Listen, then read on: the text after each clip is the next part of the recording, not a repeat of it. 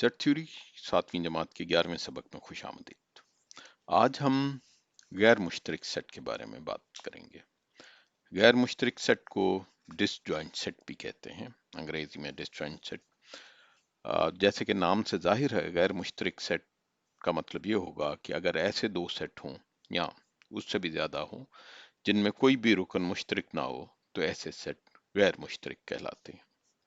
दूसरे अल्फाज में ऐसे सेट जिनका तकाते, जिनका इंटरसेक्शन एक खाली सेट हो, वो गैर मुश्तरक हैं। इसकी एक मिसाल देखते हैं।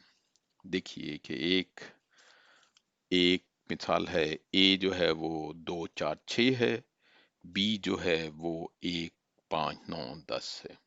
अगर हम इनका तकाते लें, ए इंटरसेक्शन बी, तो वो खाली सेट है। खाली सेट को हमें पता है कि दो तरीकों से बताया जा सकता है, या तो इस तरह, या एक और तरीका है कि हम लिखें, मैं दूसरा रंग ले लेता हूं, कि अगर हम कहें कि ए तकाते बी खाली सेट है, तो इसका मतलब ये हुआ कि ये दोनों सेट गैर मुश्तरक या डिसजॉइंट सेट हैं।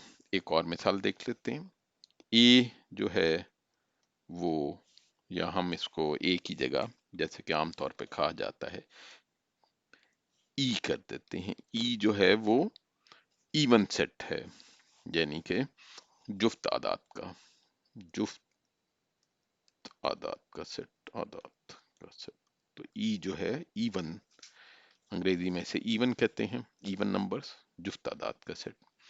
और ओ हम एक और सेट ले लेते हैं जो कि ताक आदाद का सेट है, यानी कि ऑड नंबर्स का सेट। तो अगर हम इन दोनों का तकाते करें, ई तकाते ओ, तो वो खाली सेट है। इसका मतलब ये हुआ कि ई और ओ गैर मुश्तरक सेट हैं, गैर मुश्तरक सेट हैं। तो ये आज हमने पढ़ा है कि गैर मुश्तरक सेट या डिसजॉइंट सेट्स क्या होते हैं। अगले लेक्चर में हम ओवरलैपिंग सेट, या जिसे उर्दू में मुतराकिब सेट कहते हैं, उनकी बात करेंगे। अगर आपको ये लेक्चर अच्छा लगा तो हमारे इस चैनल को सब्सक्राइब करें और लोगों को भी इसके बारे में बताइए। बहुत शुक्रिया।